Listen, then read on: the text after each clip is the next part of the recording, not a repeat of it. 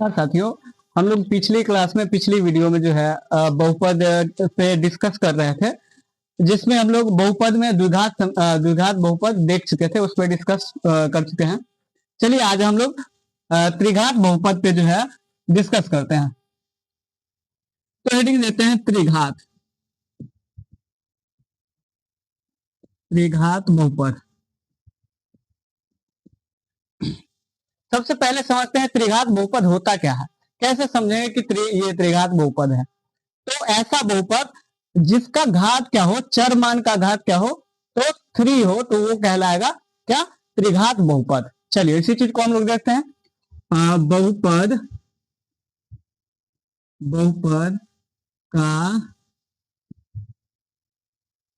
बहुपद का वह बहुपद जिसमें चर मान का घात 3 हो, त्रिघात बहुपद होता है। मतलब वह बहुपद जिसमें क्या हो, चर मान का घात क्या होना चाहिए, 3 होना चाहिए, तो वो क्या कहलाएगा, त्रिघात बहुपद। चलिए जैसे एग्जांपल में देखते हैं, जैसे हो गया 3x का power 3x cube plus 4x square minus 6x plus 7। ये क्या हो गया, इसमें देखिए ये ऐसा बहुपद है जिसमें चर मान का घात क्या है, 3 है, तो ये क्या हो गया, त्रिघात बहुपद। इसमें भी देखिए कि चर मान का x का घात जो है 3 है, इसका मतलब ये हो गया त्रिघात बहुपद। चलिए आगे बढ़ते हैं। अब आगे आते हैं तो कैसे समझेंगे कि जो है त्रिघात बहुपद का शून्य अधिकतम कितना होगा। तो पीछे भी हम लोग पढ़ चुके हैं, डिस्कस कर चुके हैं कि बहुपद में जो है चर मान का जो घात ज्यादा होगा वही उसका क्या कहलाएगा, जो है डिग्री कहलाएगा, घात कहलाएगा, और वही सबसे ज्यादा मतलब अधिकतम उसका शून्यक होगा। जैसे इसमें देखिए त्रिघात है, इसका घात क्या है, 3 है, तो इसका मतलब त्रिघात बहुपद का जो है सबसे ज्यादा शून्यक मतलब अधिकतम घात जो है, शून्यक जो है क्या होगा, जो है 3 होगा। तो वही चीज हम लोग लिखते हैं कि त्रिघात बहुपद का अधिकतम शून्यक कितना होगा, 3 होगा। कौन का, तो शून्यक होगा आपको शून्यक अल्फा, बीटा और गामा, ये 3 शून्यक होते हैं त्रिघात बहुपद का। तो अब आगे हम लोग इस शून्यक के बीच का जो है संबंध देखेंगे। जैसे द्विघात बहुपद में हम लोग जो है शून्यकों के बीच का जो है संबंध देखे थे, शून्यकों का योगफल, शून्यकों का गुणनफल, और अगर कोई शून्यक दिया हुआ उस शून्यक के हिसाब से बहुपद जो है निकालना है तो कैसे निकालेंगे, वही चीज चलिए हम लोग देखते हैं। तो अगला पॉइंट क्या हो जाएगा आपको, शून्यकों के बीच का संबंध। सबसे पहला क्या होता है, तो शून्यकों का योग, शून्यकों का योग पर मतलब alpha plus beta plus gamma क्या होता है, तो वो हो जाएगा -b/a। इससे पहले हम लोग देख लेते हैं कि त्रिघात बहुपद का व्यापक रूप क्या होता है। तो व्यापक रूप क्या होता है, तो ax cube plus bx square plus क्या होता है आपको सी एक्स प्लस डी, ये क्या होता है, तो त्रिघात बहुपद का व्यापक रूप होता है। और इसमें जो है ए कौन सा होगा, ए क्या होगा, बी क्या होगा और सी क्या होगा, डी क्या होगा। तो ए क्या होता है, तो एक्स क्यू का गुणांक, जैसे ये एक्स क्यू है इसका गुणांक ए है तो ये हो गया, एक्स स्क्वायर का गुणांक बी हो गया, एक्स का गुणांक सी हो गया, और डी जो होता है वो अचर मान होता है। जैसे एग्जाम्पल में देख लीजिए, ये 3x³ plus 4x square minus 6x+7, ये क्या है, त्रिघात बहुपद है। क्या है, त्रिघात बहुपद है। इसमें ए क्या होगा, तो ए होगा आपका x³ का गुणांक, तो x³ का गुणांक क्या है 3, तो ये हो गया 3। बी क्या हो जाएगा, एक्स स्क्वायर का गुणांक, तो ये हो जाएगा 4। सी क्या होगा, एक्स का गुणांक, तो -6, और डी क्या हो जाएगा 7। तो इस हिसाब से हम लोग इसका गुणांक निकाल सकते हैं। अब इसी में देखिए शून्यकों का योगफल क्या होता है, अल्फा प्लस बीटा प्लस, ये शून्यक हो गया और इसका योगफल क्या होगा -b/a। अगर इसका, इस बहुपद का, त्रिघात बहुपद का अल्फा बीटा प्लस गामा का योगफल, मतलब शून्यकों का योगफल निकाला जाए, तो देखिए इसमें क्या है, -b/, माइनस बी कितना है, देखिए इसी को, बी कितना है 4, तो -4/a, कितना है 3, तो ये इसका हो गया क्या, शून्यकों का योगफल। तो ये था शून्यकों का योगफल। अब मान लीजिए अगला क्या है, दो शून्यकों के गुणनफल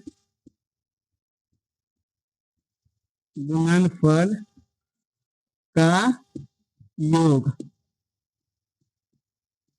क्या होता है, जैसे alpha plus beta plus gamma plus alpha, ये क्या होता है, तो ये होता है आपको जो है c/a। अगर इसका बोला जाए कि दो शून्यकों के गुणनफल का योग क्या होगा, तो इसका हो जाएगा आपको c/a। c कितना है, तो c है -6, तो -6/a कितना हो गया 3, तो ये हो गया इसका शून्यकों के, दो शून्यकों के गुणनफल का योग। अब अगर तीसरा पॉइंट बोले कि शून्यकों का गुणनफल निकाले, क्या, शून्यकों का गुणनफल मतलब alpha into beta into gamma, वो क्या होता है, तो वो होता है -d/a। अब इसमें देखेंगे माइनस डी का मान कितना है 7, तो -7/a का मान है 3, ये हो जाएगा इसका आंसर। तो ऐसे हम लोग शून्यकों का है कि अगर त्रिघात बहुपद में शून्यक का योगफल या शून्यकों का गुणनफल या शून्यक दिया हुआ हो, तो हम लोग बहुपद कैसे निकालेंगे। ठीक है, चलिए जैसे मान लीजिए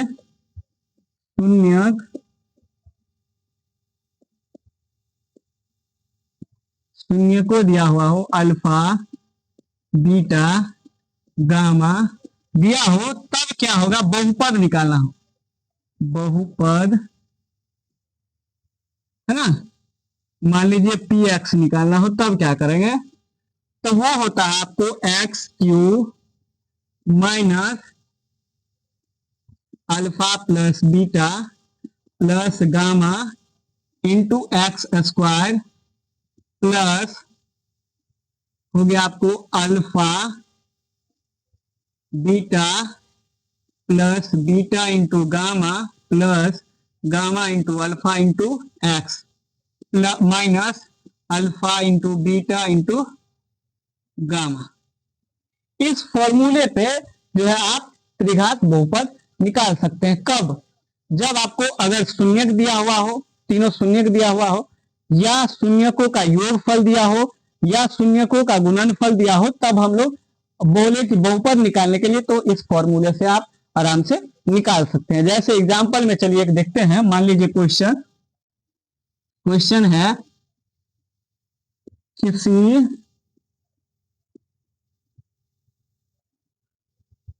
बहुपद, किसी त्रिघात बहुपद में शून्य को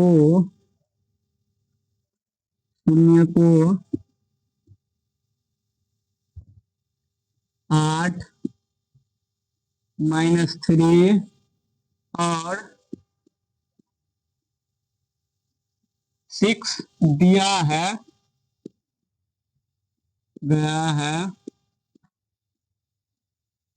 तो वह बहुपद ज्ञात करें।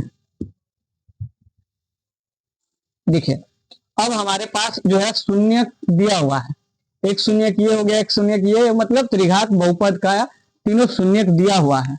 और इसमें हमको अगर त्रिघात बहुपद निकालना हो तो कैसे निकालेंगे, चलिए आइए देखते हैं हम लोग।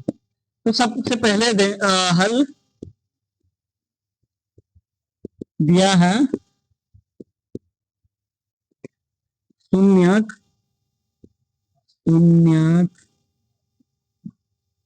क्या दिया हुआ है, alpha equal to 8, beta equal to -3, gamma equal to 6। अब सबसे पहले हमको निकालना क्या है, तो शून्य को का योग फल क्या होता है, alpha plus beta plus gamma. तो अल्फा कितना हो गया 8 प्लस बीटा हो गया -3 और +6। तो इसको कैलकुलेट करेंगे, 8 -6 प्लस 8 -3 प्लस 6, ये हो गया 14 -3 बराबर, इसी को नीचे में लिख देते हैं 11। 11 क्या हो गया, शून्यकों का योग। अब हम निकालेंगे शून्य को दो शून्य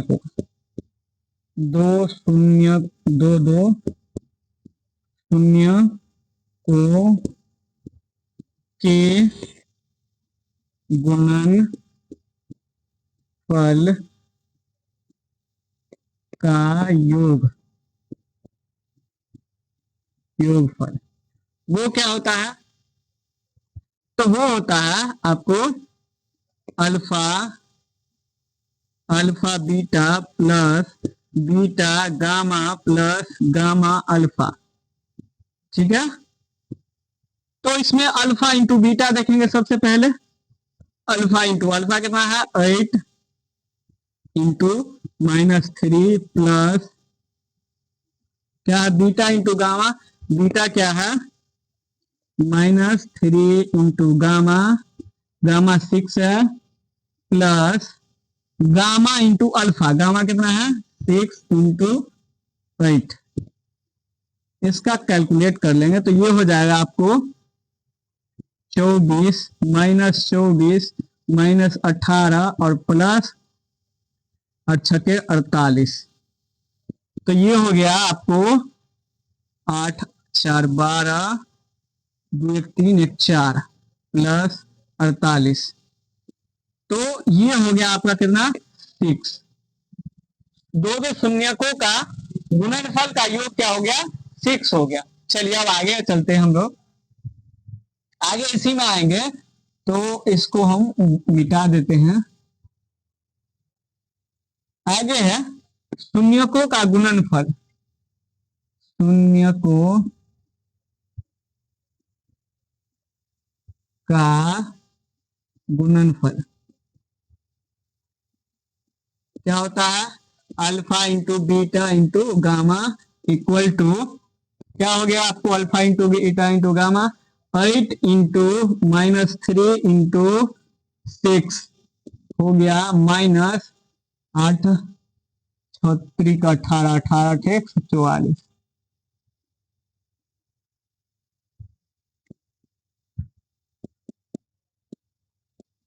144, तो -144 ही होगा। अब क्या करेंगे हम लोग, इस फॉर्मूले पे हम लोग इसको बैठा देंगे। क्या करेंगे, बैठा देंगे बहुपद बहुपद इक्वल टू क्या हो जाएगा, त्रिघात लिख देते हैं, त्रिघात बहुपद इक्वल टू क्या हो जाएगा, एक्स क्यूब माइनस क्या हो जाएगा, alpha plus beta plus gamma into x square plus alpha into beta plus beta into gamma plus gamma into alpha into x minus alpha into beta into gamma.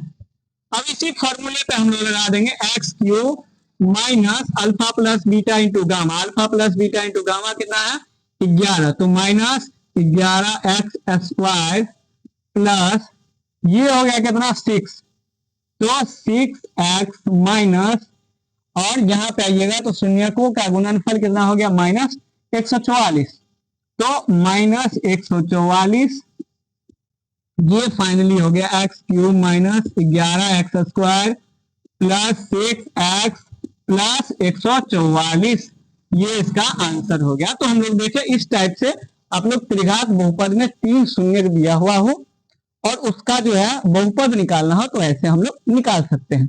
तो ये था त्रिघात बहुपद जो कि हम लोग आज देख लिए। बहुपद हमारा यहाँ खत्म हुआ। बहुपद में द्विघात बहुपद हम लोग देख चुके हैं, पीछे डिस्कस कर चुके हैं। आज हम लोग त्रिघात बहुपद देखें। इससे रिलेटेड कोई डाउट हो तो आप कमेंट बॉक्स में जो है वीडियो के बाद बता सकते हैं। तो हम लोग इस पे डिस्कस किए, इसका एक क्वेश्चन भी देखें। चलिए एक और क्वेश्चन है उसको देखते हैं।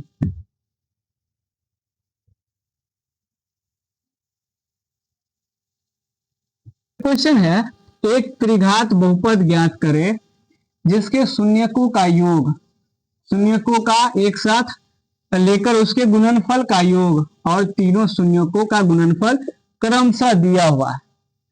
तो बहुपद त्रिघात बहुपद ज्ञात करना है तो क्या करेंगे, हल हल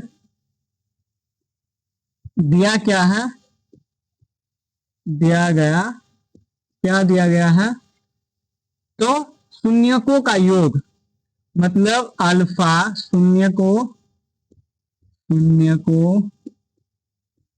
का योग दिया क्या है, मतलब alpha plus beta plus gamma कितना दिया हुआ है, तो यहाँ पे -2 दिया हुआ है और दो शून्यकों के गुणनफलों का योग, जैसे मान लीजिए alpha beta plus beta gamma plus gamma into alpha equal to कितना दिया हुआ है -7, ये 2 दिया है सिर्फ।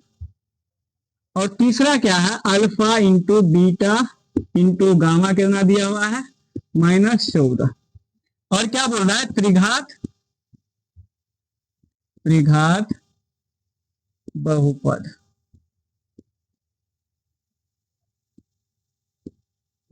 चलिए यहां पे देखेंगे हमारे पास दिया हुआ है क्या, शून्यकों का योग दिया हुआ है और दो एक साथ शून्यकों के गुणनफल का योग भी दिया हुआ है और शून्यकों का गुणनफल दिया हुआ है।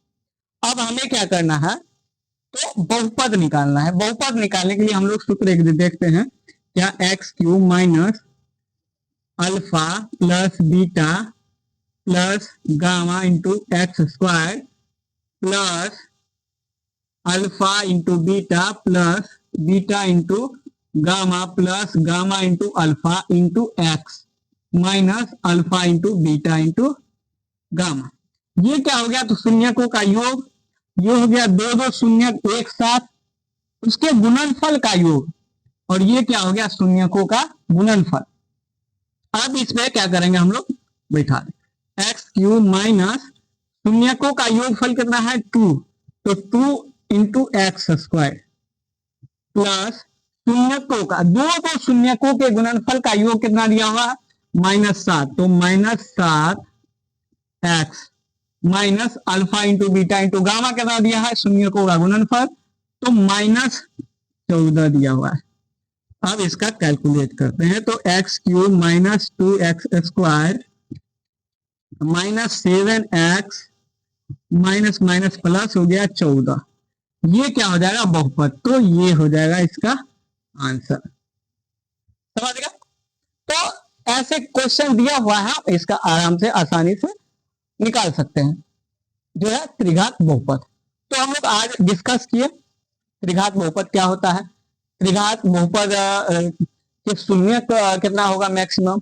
मान लीजिए कोई त्रिघात बहुपद दिया हुआ है और उसमें अगर बोला जाए कि इसके अधिकतम शून्य कितना हो तो 3 होगा। कितना होगा?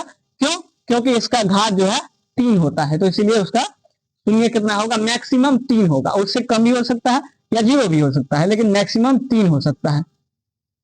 अब उसके बाद देखें हम लोग शून्यकों के बीच का संबंध देखें कि शून्यकों का योगफल क्या होता है, दो दो शून्य एक साथ गुना करके उसका योग क्या होता है, उसके बाद शून्यकों का गुणनफल क्या होता है। तो ये सारी चीजों पे हम लोग आज डिस्कस किए। उसके हिसाब से हम लोग 2 क्वेश्चन भी डिस्कस किए, जिसमें जो है शून्य दिया हुआ था और बहुपद निकालना था। इसमें शून्यकों का योगफल गुणनफल दिया हुआ था और बहुपद निकालना था। तो आज हम लोग बहुपद डिस्कस को जो है, बहुपद टॉपिक को जो है डिस्कस कर चुके हैं पूरे एक साथ। अब अगले वीडियो में जो है हम लोग अगली क्लास में जो है एक साथ पूरा बहुपद का जो है डिस्कस करेंगे, जिसमें होगा बहुपद, बहुपद में द्विघात बहुपद, उसके बाद त्रिघात बहुपद और उससे रिलेटेड जो है क्वेश्चन हम लोग देखेंगे। और उसके बाद फिर से जो है इसमें बहुपद में जितने भी ऑब्जेक्टिव क्वेश्चन जो महत्वपूर्ण हो, ऑब्जेक्टिव क्वेश्चन, उसको हम लोग देखेंगे। फिलहाल आज के लिए हम लोग इतना ही रखते हैं। धन्यवाद। अगर अच्छा लगे, समझ में आए तो कमेंट कीजिएगा, लाइक कीजिएगा, सब्सक्राइब भी कर दीजिएगा अगर हमारे यूट्यूब चैनल पर देख रहे हैं, और फॉलो कीजिएगा अगर हमारे फेसबुक पर देख रहे हैं। धन्यवाद।